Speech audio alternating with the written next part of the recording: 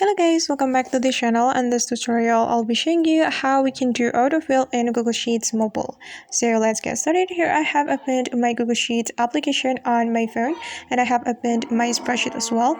And as you can see guys that on this C3 cell, there's a formula. There is a Google Translate formula and we're going to do autofill for this formula. So the first thing we have to do is we can select the column that we want to do autofill, and after that we can tap and hold on the column until this option appear on our screen.